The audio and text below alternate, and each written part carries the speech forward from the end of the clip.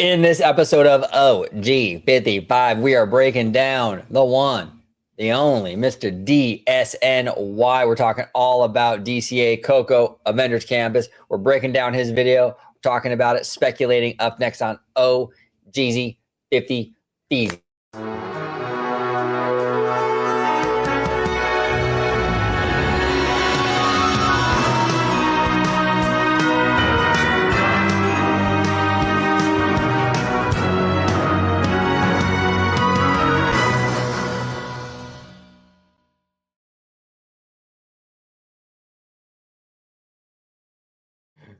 Welcome aboard, everybody, to another episode of OG55. We're talking all about DCA, but we're doing so through this great DSNY newscast video. We're going to play the video, break it down, as George would call it, and talk about it. George, where can we find you on social media, sir?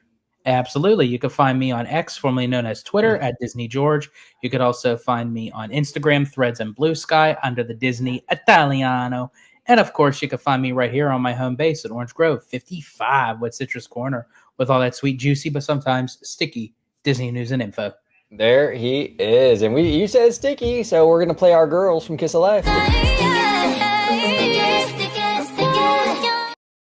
don't know. I look at them so much differently now. Oh, I do too. I do too. Like, looking at that clip, it's just like, okay, it was Kiss of Life on one of their music videos. But no, I see them in a whole different way of how humanized they are as far as like interacting with the fans and talking and just being very down to earth. And yeah, they're really cute. Their concert was amazing, absolutely amazing. So big shout out. Shy, like kind of. When they said that they were nervous, I think they were legitimately nervous.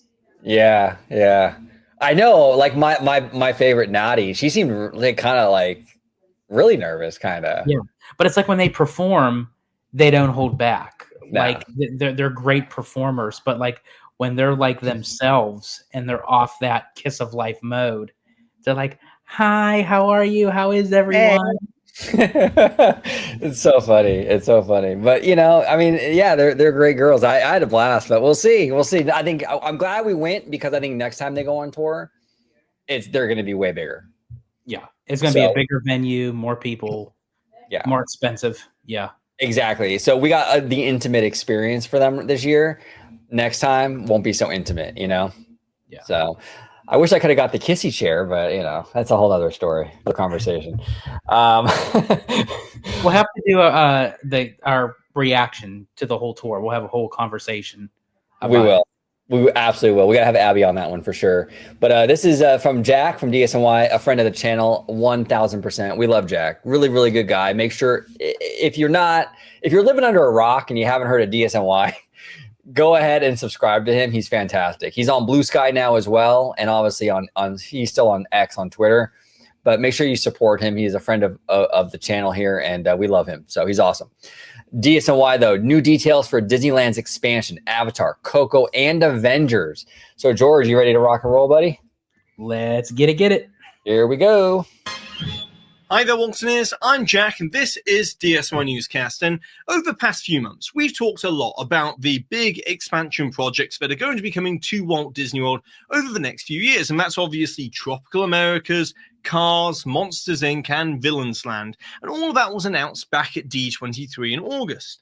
But also announced at D23 in August were a lot of big expansion projects coming to the Disneyland resort as well, with it all being primarily focused on expanding Disney California Adventure, as Disney's really looking to build out this park in a big way over the next 5 years. And so what I want to do today is talk about these various expansion projects of Avatar, Coco, and Avengers in that order in the video, and discuss exactly where they're going to be located at California Adventure, and then also discuss the latest in terms of the rumored details for these various projects as well. So with all of that being said today, where I want to begin is easily the project that will have the greatest impact on California Adventure in terms of its theme, and that is Avatar. As over the years, we've seen quite a few expansions at California Adventure, but they've always been loosely tied back to that overarching theme of California in some way. But when it comes to the Avatar land, And I'm glad Jack says that, because the fans will tell you that that Disney has abandoned the California theme. There's nothing further from the truth about that. They have not abandoned the California theme. They've taken the California theme and redirected it in a different angle. Yes.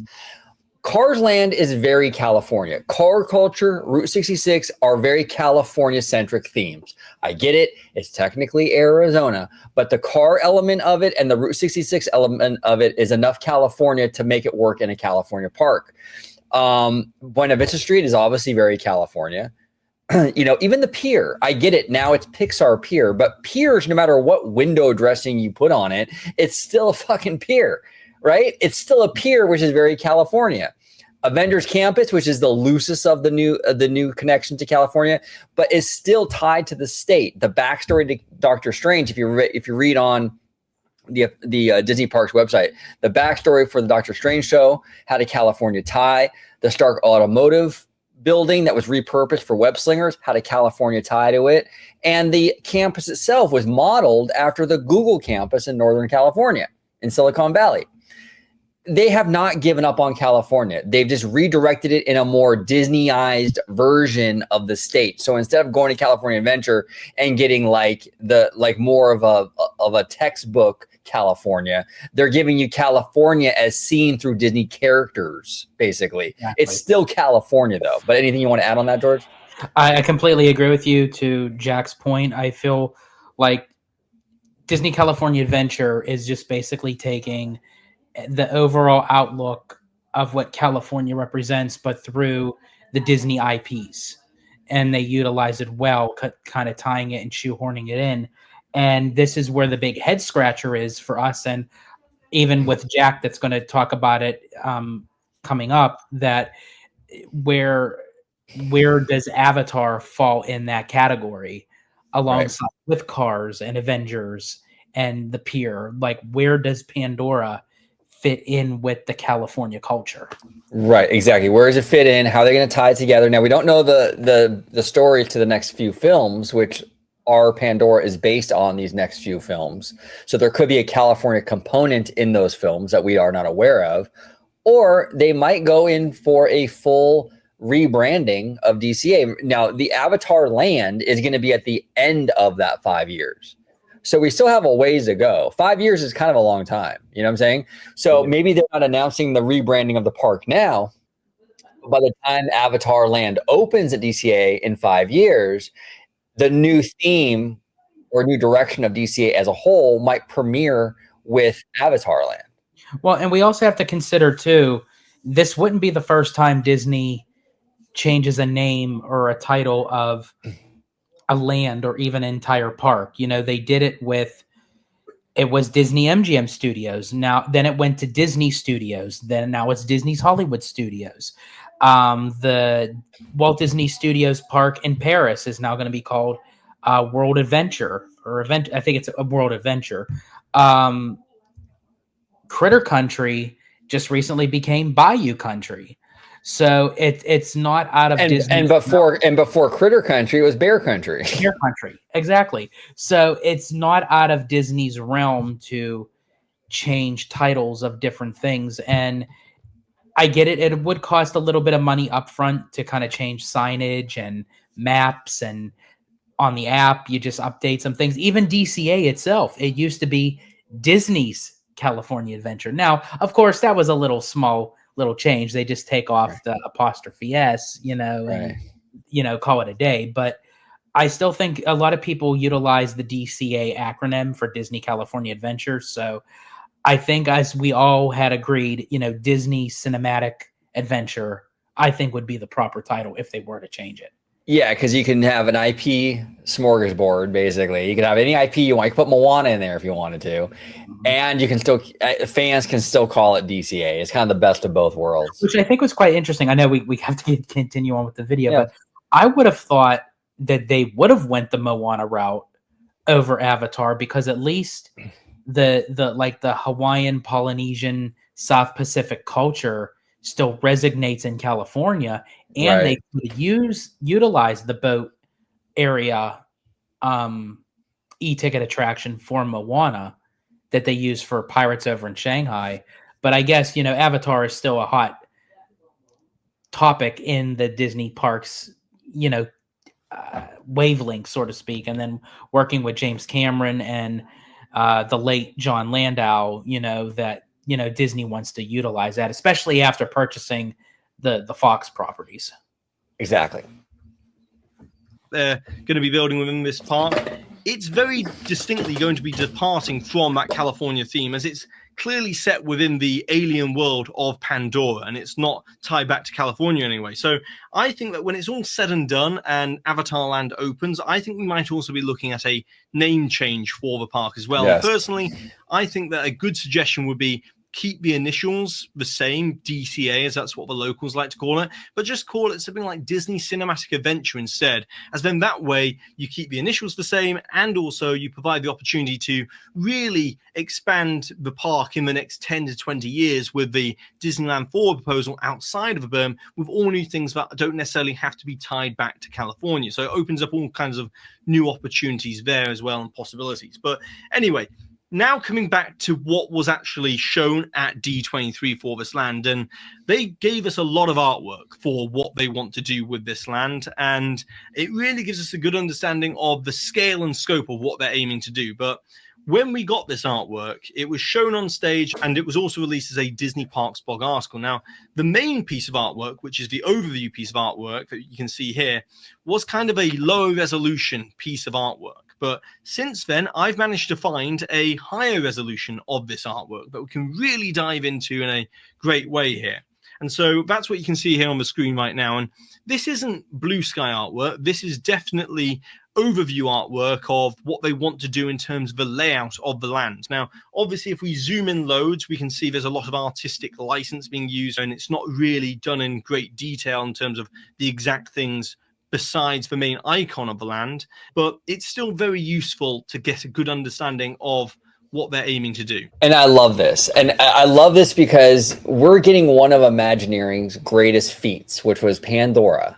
One of the best things that Imagineering has ever done, in my opinion. And that thing, well, not an exact clone, a version of that thing will be in DCA. I've been a huge advocate for DCA for a long time. I feel for so long DCA has been like sort of gotten the shaft, so to speak. Like, I mean, it's been like, they don't really take as much care and love into it as they do Disneyland. It's kind of frustrating. It's finally getting something that is like on par with the park across the way. And fans will always poo-poo DCA, like, who cares? I see a lot of fans do that. They're like, oh, who cares about DCA? It's DCA. I only worry about Disneyland.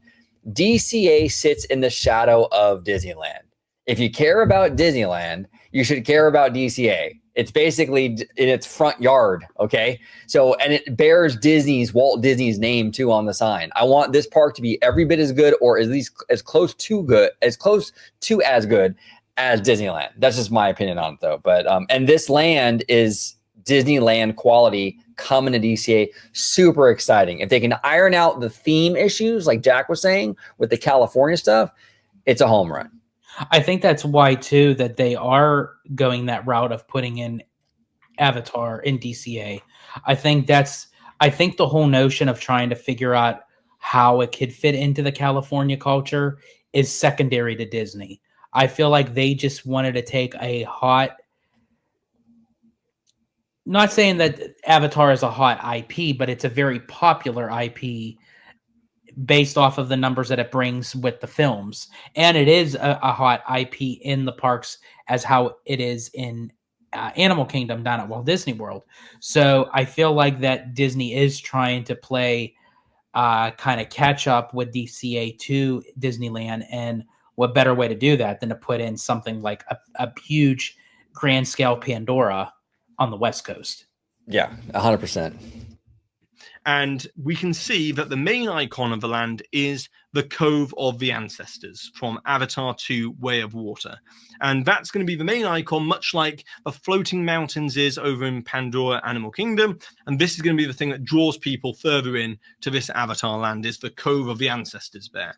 And so it is going to be narratively themed after Avatar 2 Way of Water, but it's also going to be making references as well to the future parts of the franchise, like Avatar 3 and fire and ash and stuff like that. As by the time that this land eventually does open, Avatar 3 will have already been released. So they're making references to that as well within the land. But then, as we can see in the bottom part of the artwork, this building down here very much looks like an RDA building. This is set after all of the events of Avatar, you know, the movie franchise, but the remnants of the RDA building have been left behind. And then in the bottom right-hand corner, we can see a building that's very reminiscent of Satuli Canteen from Pandora World of Avatar over in Animal Kingdom. So clearly they're borrowing from certain things in Pandora over in Animal Kingdom, bringing them into this land, but it's definitely going to be its own unique version of an Avatar land. As we can see, just the sheer amount of water that's going to be used within this land as well. It should look spectacular at night with that whole bioluminescent look to it as well. And the nighttime thing is something that is really, really important, because with Animal Kingdom, with the animals and their limitations with the operating hours, which I'm assuming is due to the animals, right? You don't really get to see Pandora at night a lot in Florida. You're going to see this thing at night every single night here in California. I mean, DCA closes on average between like 9 and 11 p.m. depending on what time of year you go, and it's always going to be dark when it closes. And it does make me wonder too, even how operating hours will change with DCA as it will come closer to Disneyland. Because after all these projects are finished with Avengers and COCO and Avatar, I could possibly see Disney keeping DCA open till midnight, like Disneyland. It could, yeah. If this brings in the people, like you know, I mean, and DCA becomes a much bigger park in terms of popularity and stuff like that. Absolutely, they would extend those operating hours. That'd be great. Now let's talk about what will be within the land, and this is where we get some rumored details, as this hasn't been confirmed, but back in March and April of this year, I did say that the location of where this will be within California Adventure was going to be that corner of the park with the Hollywood land area and the backlot area over in that corner where Monsters Inc. is. And that is still where I'm hearing that this Avatar land is going to be going, in that corner of the park over there. So unless something's changed, that's where I would expect this Avatar land to be.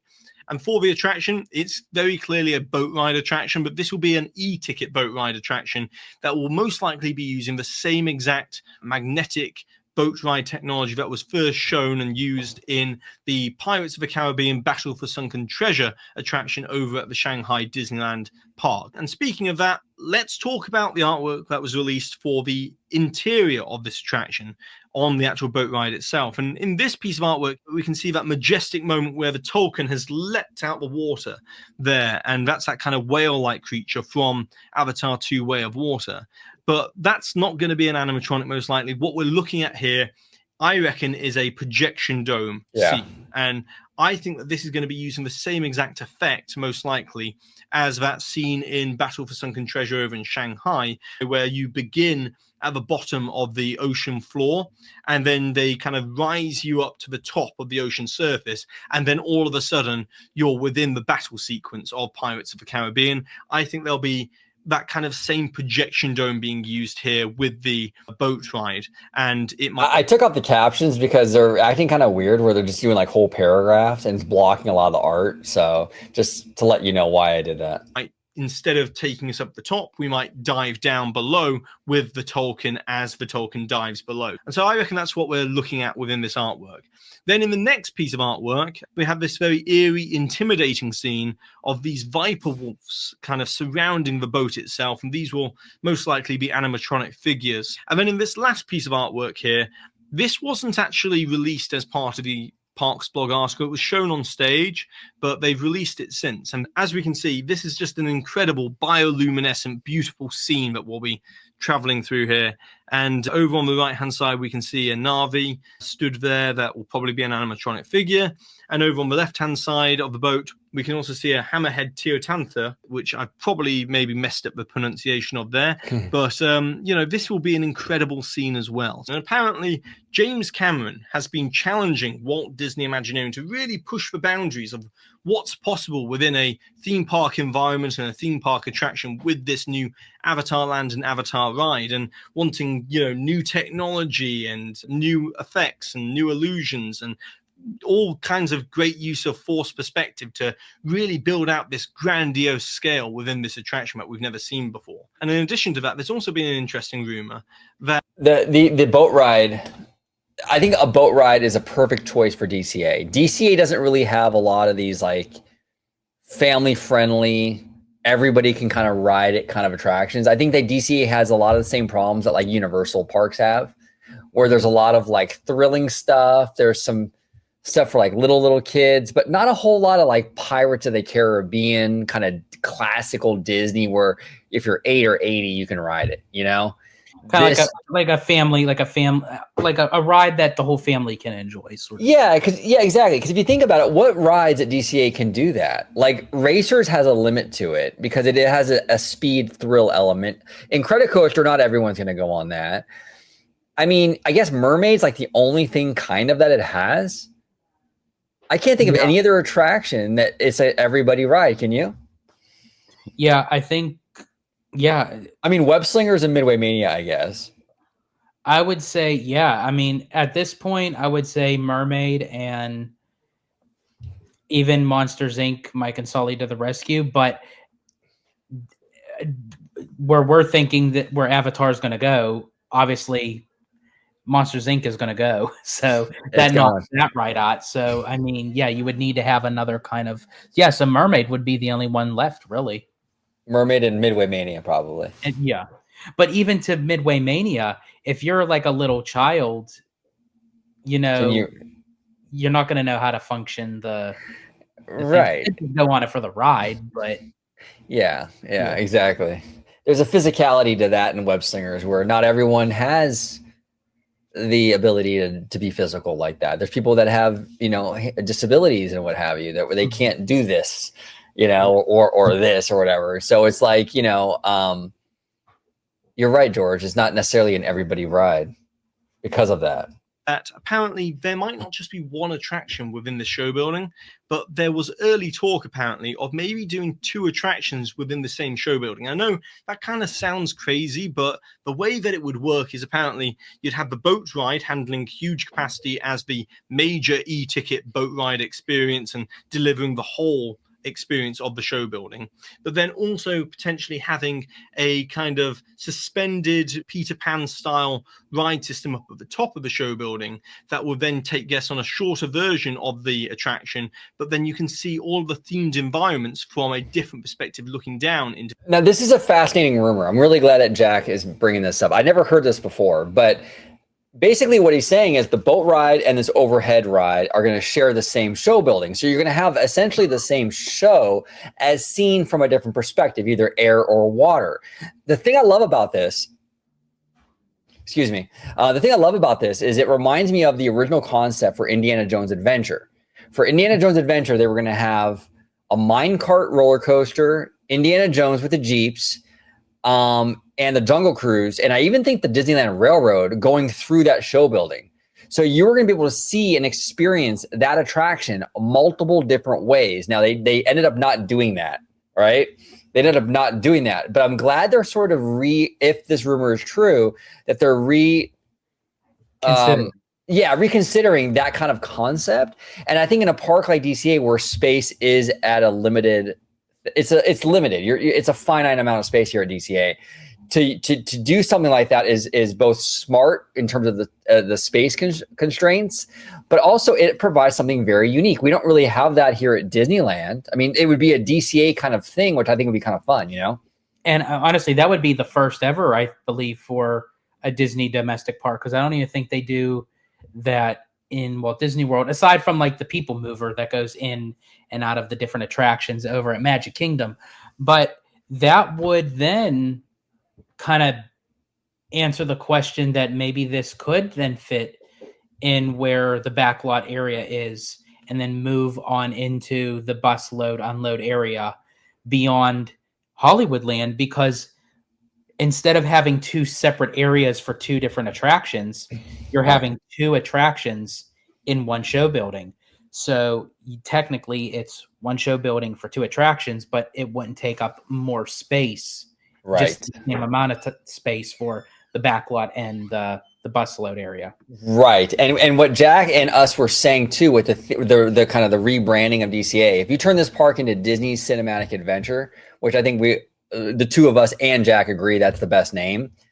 If you turn it into Disney Cinematic Adventure, you don't have to worry so much about the transition between Buena Vista Street and Pandora, because Buena Vista Street is old Hollywood, right? Old Los Angeles. So that's your gateway into these IP worlds, because it's very much like the beginning of, it's almost like, you know, like Buena Vista Street is like you're walking through like LA, where like that's the city where all these Hollywood IP were kind of birthed. And from there, you go in, then you start to explore the IP that were created here in Hollywood, right? So it's kind of like Epic Universe in a lot of way, where you have like various, portals or entryways into various IP lands. It would essentially be the same thing. And Buena Vista Street would be kind of like that first introduction into this Hollywood IP world. And then as you go further into this park, you kind of get into the worlds of all these IPs. That could work. It depends on how they package this whole thing. But I can see that working, because I don't know. I kind of like that idea, but they have to sell it. They have to do it right, though. You know what I'm saying? Yeah. Would you be okay with that? I mean, would that, if they retheme the park to Disney Cinematic Adventure? If they retheme the park, that the main drive focus is you're going into different worlds of Disney, which that was another great title that you had to utilize. I think that would actually even work better for Hollywood Studios if they want to get out of that Hollywood Studios aspect of it. But yeah, if they were to go that route, and basically Buena Vista Street moving into the old Hollywood land is like the key factor to move into all these different IP driven lands, that could work. Yeah. You have a cinematic park, so it makes sense that the gateway into that park would be an old school Hollywood, and then it doesn't really matter when you go left. You go into this world of cinema, which is Pandora. You go a little further, you go into the world of Marvel. You go a little further, you go to the world of Cars. I mean, it kind of works, but we'll see if they end up doing it. They might just keep it California Adventure and just call it a day. Who knows? To the attraction instead. And so that's apparently some of the talk that's gone on in terms of trying to think outside of a box of what they can do with this attraction, get more, bang for their buck from this attraction. This is going to be such a large attraction show building. But I'm a bit dubious about this, because oftentimes things like this do fall off the table because of the complexity of doing something like that and the logistical nightmare that it might cause. It's a huge logistical nightmare. He might address this in the video, but because the two, unless the two attractions open at the same time, which we don't believe they are, right? So you would have to open the boat ride in 5 years, but then you would have to shut the ride down again to put the flying thing in. Unless they do open it together, that may be one of the delays why we haven't heard where it's going yet. There still may be a lot of like internal obstacles that they're still trying to figure out, because we're assuming that there's going to be two attractions, which this could be the route that they go, or they may have two separate attractions, or who knows, they may open the land up just with this one attraction, the boat ride. And as Imagineering kind of hinted that this is going to be the land moving forward with the newer Avatar films, they may wait to put in a second attraction based off of what's going to go on with Fire and Ash and the subsequent sequels after it. Yep, exactly. As well as when it came to Pandora over in Animal Kingdom, you may not know it, but like both of those attractions, Flight of Passage is stacked on top of part of Nave River Journey, and they kind of share the same show building, or at least you can see it from the Google Earth imagery that I'm showing here, which means that when one attraction needs to be evacuated or has a major issue or power issue or something like that, they need to evac both rides, so it's double downtime. But then again, when it's up operating as normal, you've got all that additional capacity. So they have done this kind of thing before with Pandora, where they kind of built 2 rides within the same show building. So that's where I'm like, maybe it could happen, but it is just a rumor at this time, and that could end up not happening. But I think it's still interesting that they would even consider a kind of double layer to this attraction and have that kind of kinetic energy within the attraction scenes as well. Right. But then also, we haven't spoken about the size of this show building. As for what they want to do with this, it's going to require a lot of space. Now, I've already said that it's going to go roughly in that Hollywoodland backlot area over there. And they've got roughly 4.5 to 5 acres to work with if they just remove Stage 17, Hollywood and Dine, and the Monsters, Inc. ride, and clear out all of that area over there. But if they also remove the Hyperion Theater, which is also been part of the rumors recently, is that Hyperion Theater might be going as well as part of this Avatar land, then they would have approximately anywhere between 6 to 7 acres to work with for this Avatar land. Now, that is still smaller than what Pandora, the World of Avatar, is over in Animal Kingdom, as that land is around 10 to 11 acres in size. But they are kind of restricted with how much they can expand this corner of California Adventure within the existing footprint, as it is a landlocked resort in terms of how far they can expand out there. And this is actually the size of that 125,000 square foot Shanghai Pirates show building within the... Now, he might bring it up, but this is the busload area right here, which with Disneyland Forward now, you can actually expand DCA into this.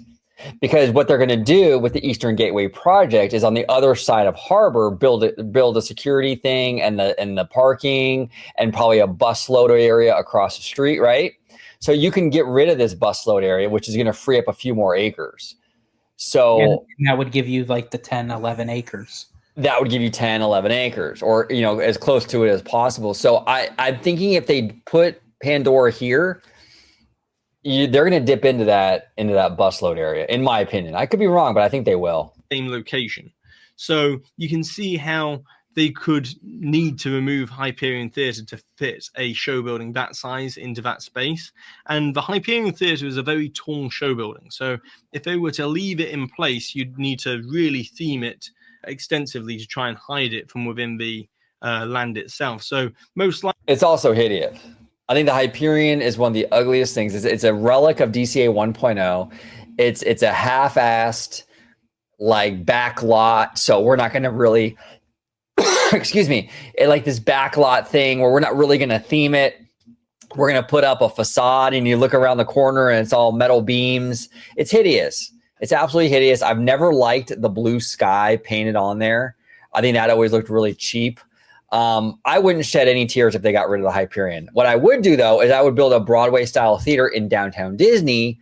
It would be a ticketed theater. I know fans are going to hem and haw over that, but but at least you would have a theater on Disney property, and at least being its own revenue stream with a paid entry ticket, you would be ensured constant productions. They wouldn't cheap out and lazy out like they do with the Hyperion because it's included in the park ticket, right? If it was its own thing. And those shows are very expensive day in and day out to put on. Exactly. So if you have it in downtown Disney, you can do these big Disney productions. You can even rent it out, whatever they call it, for other companies to come in, like Cirque du Soleil or Blue Man Group or like Jabberwockies, whatever, whatever entertainment group you want, you can put in there and they can make money through kind of licensing the building out for like a short amount of time for the seasons. There's a lot of opportunity with a downtown Disney location. I would get it out of DCA. The building is hideous, and put some version of it in downtown Disney. But again, but you'd have to pay for it. And I don't think fans would want to do that. But I think Disney would, because again, they'll try to find any way to kind of get that revenue in. So I could definitely see Disney doing that, because again, as I was saying, that those shows are very expensive to put in, day out, multiple times a day. The costuming, the special effects, the actors themselves, because they're under a different equity contract than just the regular cast members. So they're even more expensive. And yeah, Disney's not getting no extra revenue back on that because, as you said, that show or the shows that they did put in the Hyperion was included with the theme park ticket. Exactly. So yeah, so I could definitely, and I agree with you.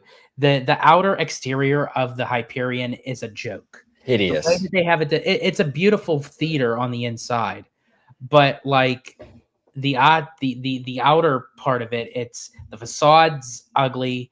The beams around the back queue area where they hold you before you enter into the theater is like there's nothing there. It's so I wouldn't, and there's nothing playing there at the moment. They just had Rogers the Musical for I guess like 2 runs. But that was a while ago now.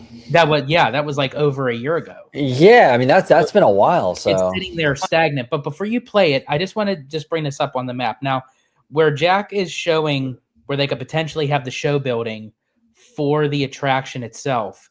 And surrounding in the blue area is like where they would have like the restaurants and everything. But what's strange is of where all this placement is, it doesn't match with the now I get it. The concept art, you can't take it, verbatim. You take it with a grain of salt.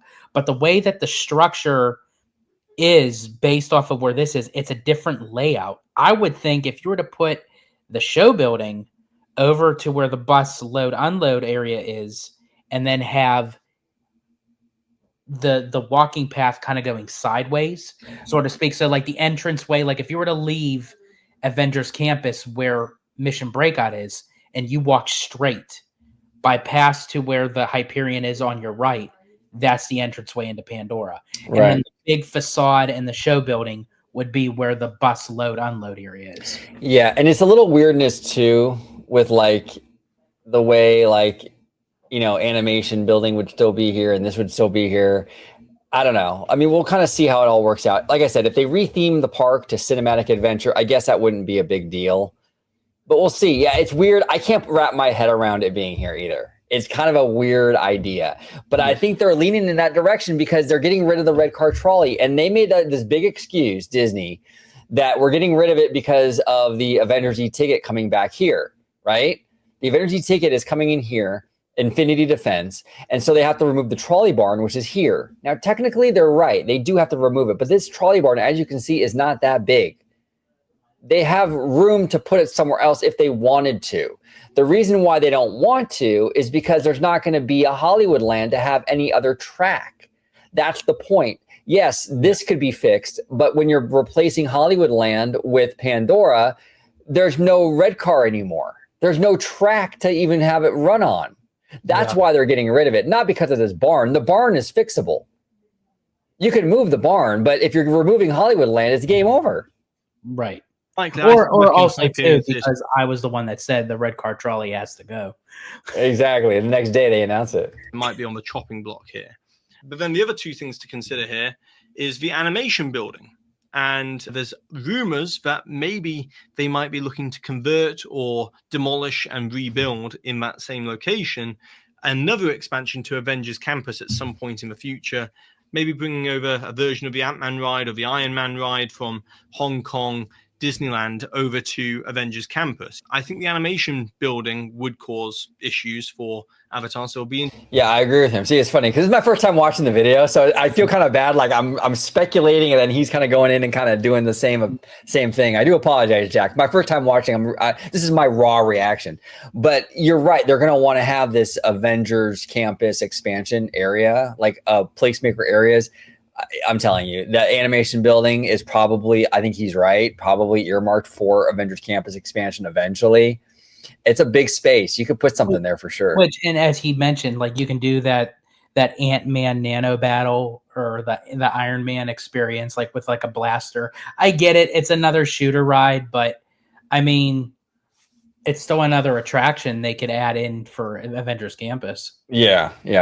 There's definitely enough room there for something. Interesting to see what they do with that building in terms of sight lines. And then also the monorail is going straight through that area. Now, it's unclear what their plan is with the monorail at this time, but you could either hide it behind some sort of elaborate rock work with the Cove of the Ancestors in that kind of location there, or you could put it inside an enclosed tunnel so it can't be visible from the land itself. And the other option would be to relocate the monorail and reroute it round the land itself.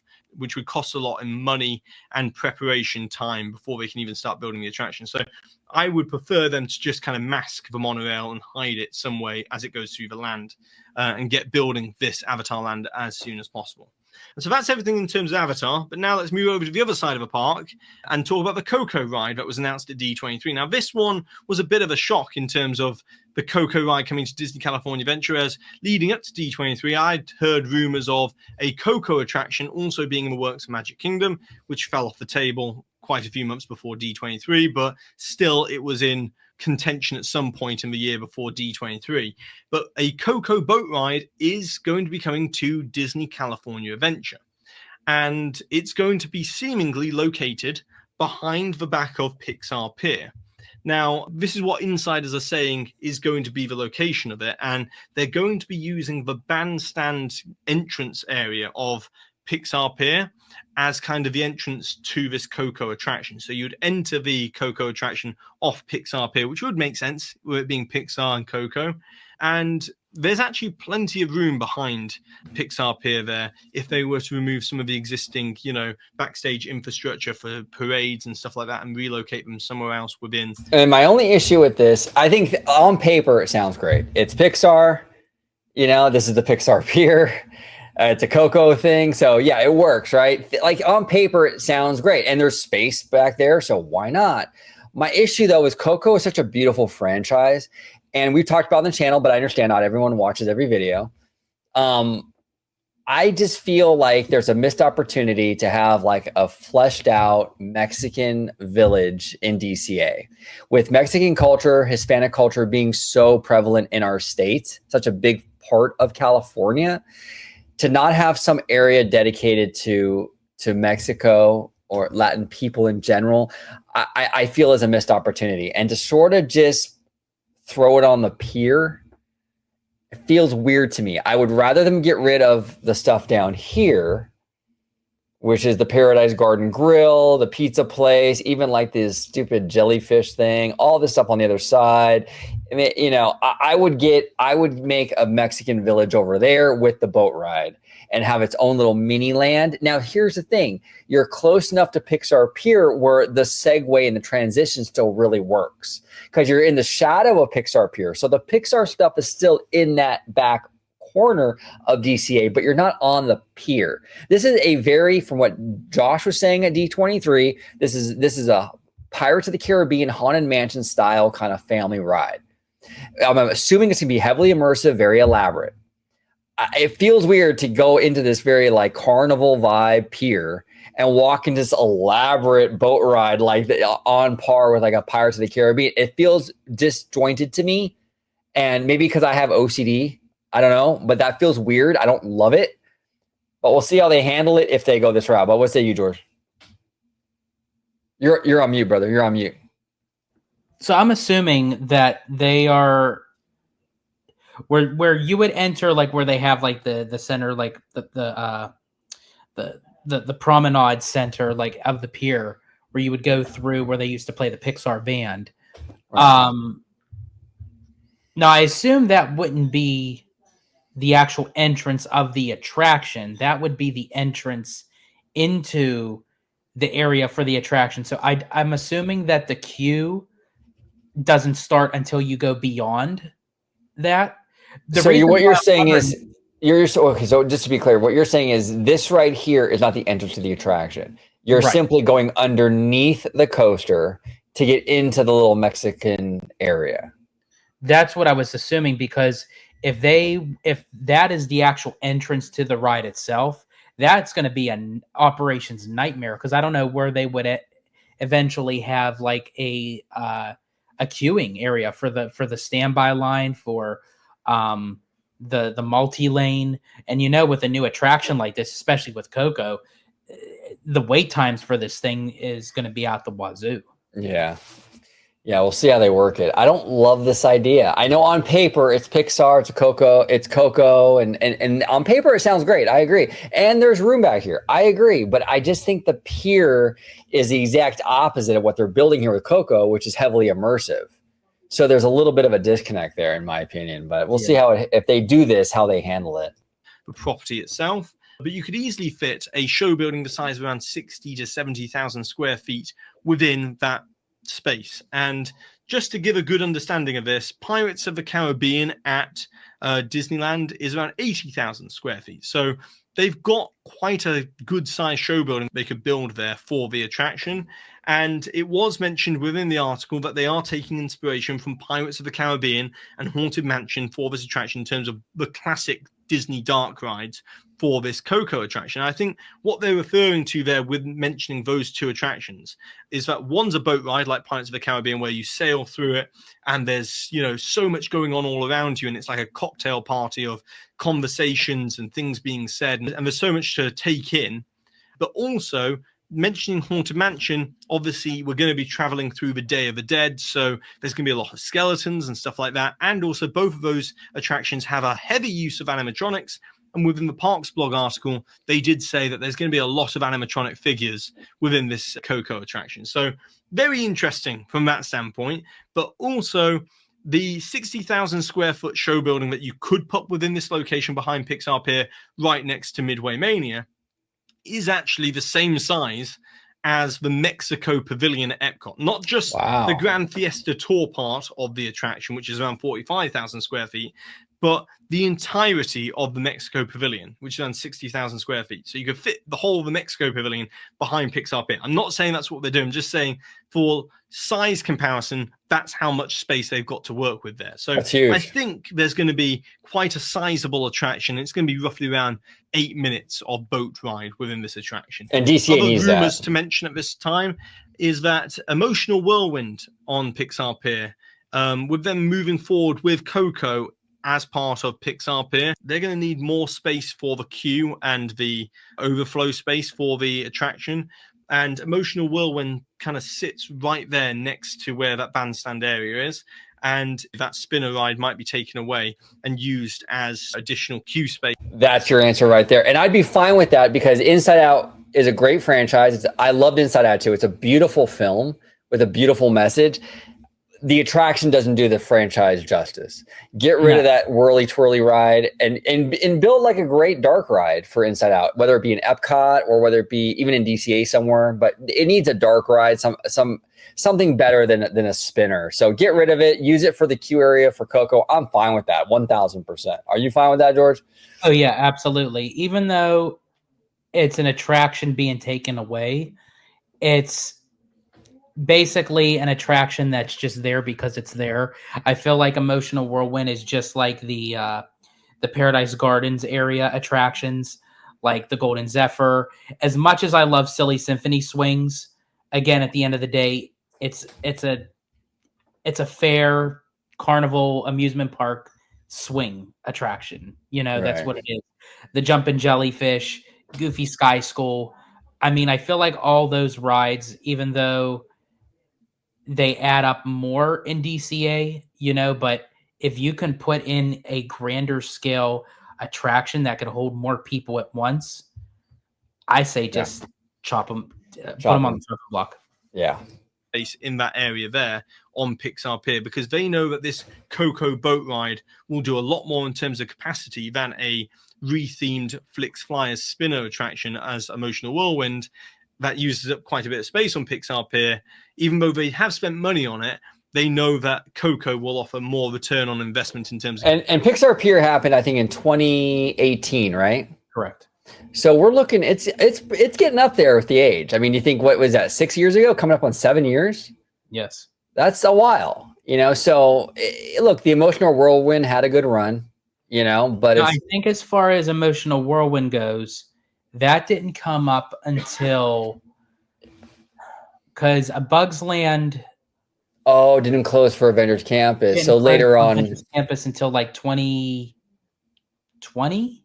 2019, 2020.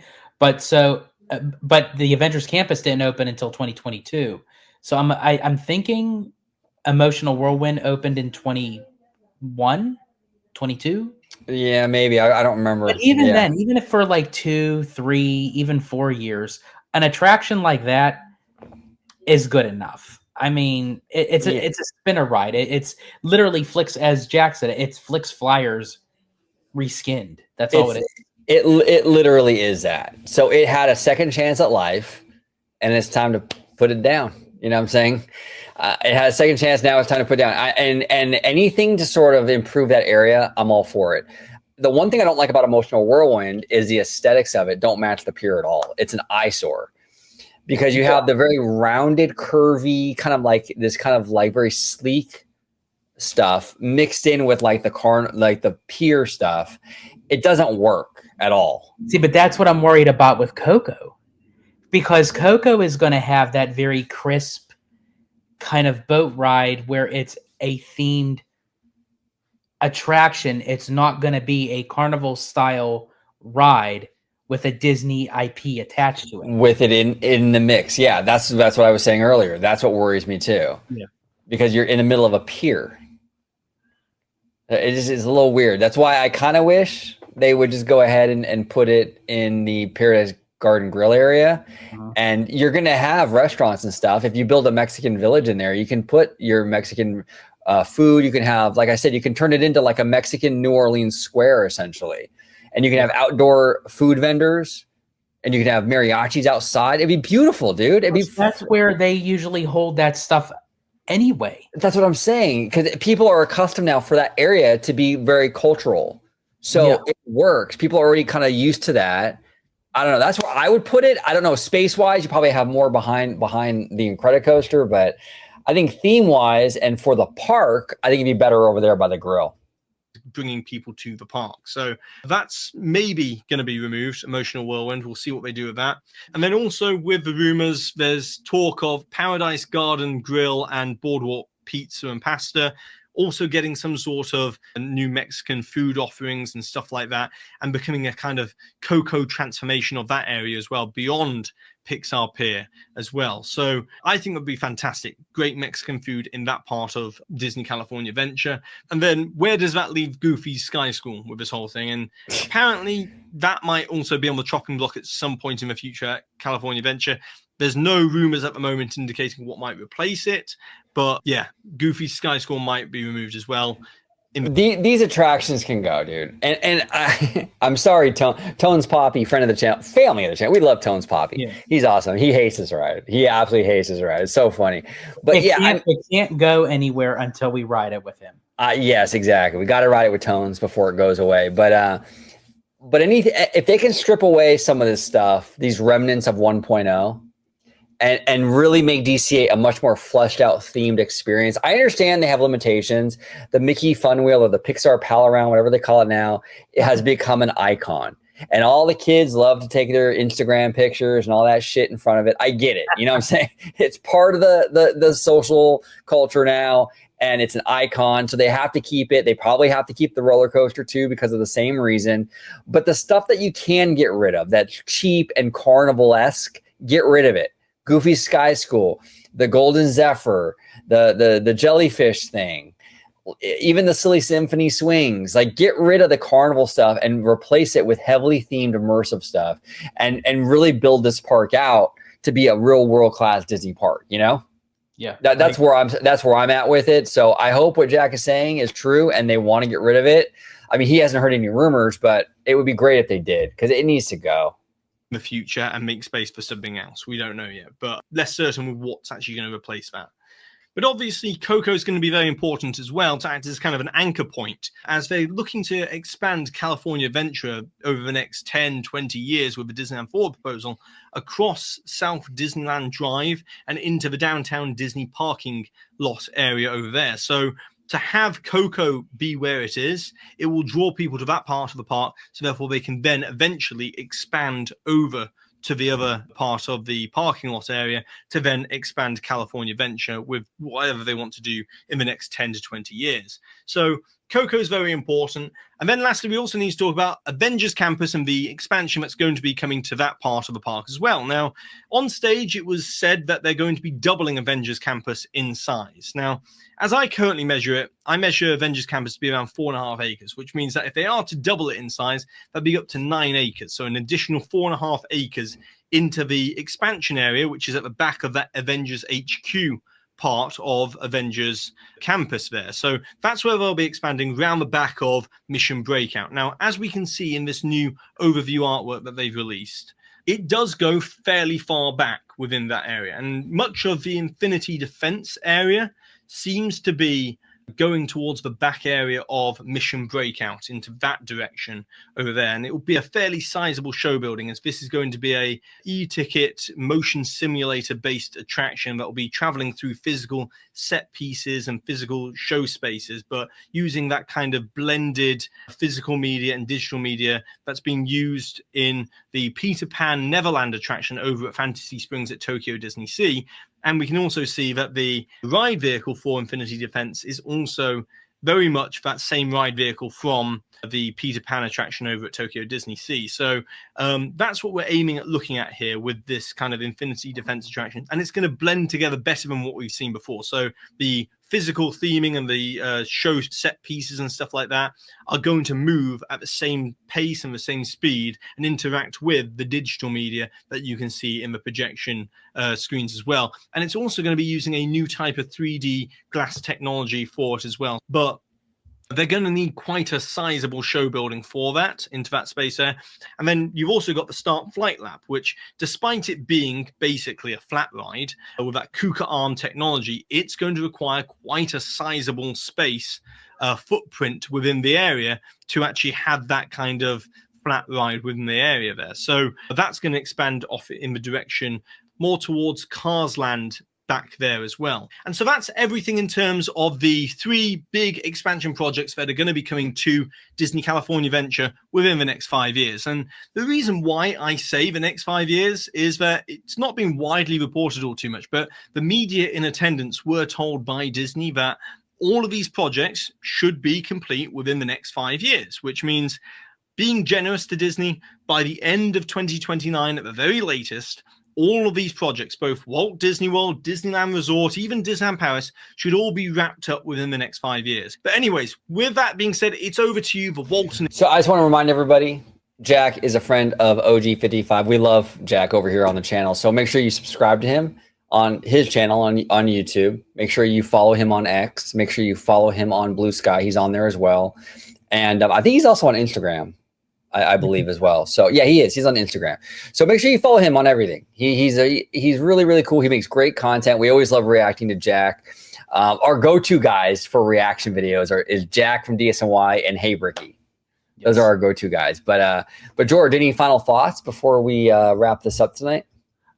Just my final thoughts are what Jack was just mentioning about Josh D'Amaro and Disney and everything, kind of mentioning like all this is going to be done within the next 5 years. And that's a very daunting, ambitious statement to make, that everything that was mentioned at D23 when it comes to Walt Disney World's projects, Disneyland's projects that they just mentioned, that they just announced and mentioned this time around, even to the Disney Cruise Line. There's going to be 13 Disney cruise ships altogether by 2031. That's 2 years after the fact of all the projects that they announced at Walt Disney World, Disneyland, and even Jack mentioned with Disneyland Paris, with World Adventure adding in the Lion King area. That's a lot to do. So, I mean, I hope Disney can pull it off. I know that they're capable of doing it. I just hope that they stick forth of what they promised us, and all this gets done within the next 5 years. So that way they could start working on the next set of projects for the next 5 to 10 to 15 years. Yeah, I think most of this stuff will get done in 5 years. But with construction timelines, things do happen. Out here in California, we don't get rain very often. But when we do, sometimes we'll get like these El Nino years. They call it El Nino, where like, God, I sounded so fucking white when I said that, didn't I? El Nino. El Nino. El Nino. No, but like, so there could be a year within these next 5 years that we have heavy rain, which stalls out construction, things like that. We might have an earthquake. Who knows? God forbid. I hope we don't. Right. But there are unpredictable elements and factors that could hinder that. I think for the most part. The what? I said, yeah, if you want to nitpick. Yeah, but I think for the most part it'll be done in 5 years. But I think you might get a little bit of a delay, maybe with Avatar or something. Maybe it'll be pushed out 6 months to a year. I don't know. For me, I don't really care. Look, I want everything to be built, but if it opens 6 months after the 5-year deadline, I'm not going to lose any sleep over it. Yeah. You know what I'm saying? Stuff like that doesn't really matter. Fine with that. I just don't want 6 years of like what we got with Tron. Oh yeah, no, yeah. Yeah, I agree with you. No, I get because of the events of 2020 and everything, but 6 years for one attraction, like, yeah, I hope that's not the case. Yeah, the Tron thing was weird. The Tron thing was weird, but they don't really do that here in California though. For some reason, like Mickey and Minnie's went up really quick for all the stuff that we had in terms of the backstage, having to bulldoze and rebuild, and the pandemic and everything. It still got up pretty quick. For Florida though, my God, they take forever. Yeah. Forever and a day. Tron, and Tron's not even themed. No, not really. It's a roller coaster. Really, no, it's a roller coaster, and it's a roller coaster that was already built in Shanghai. Yeah, exactly. It's crazy. But Italiano, where can everybody find you on social media from your undisclosed location? Absolutely. You can find me on X, formerly known as Twitter, at Disney George. You could also find me on Instagram, Threads, and Blue Sky under the Disney Italiano. And of course, you can find me right here on my home base at Orange Grove 55 with Citrus Corner, with all that sweet, juicy, but sometimes sticky Disney news and info. Sticky. All right, everybody, comment down below. We know you have thoughts on this topic. This is our wheelhouse here on the channel. We love this shit, bro. We eat this shit up for breakfast. You know, we love it. So comment down below on Avatar, Coco, the Avengers attractions. We would love to hear your ideas, your speculations, your opinions. And yeah, we're gonna close it out with the Queen. You can follow her on Instagram, Asian Queen with 3 E's. You will not be disappointed. She's got fantastic content. Check her out. Take it away. Thank you for watching OG55. If you aren't already, consider becoming a member today.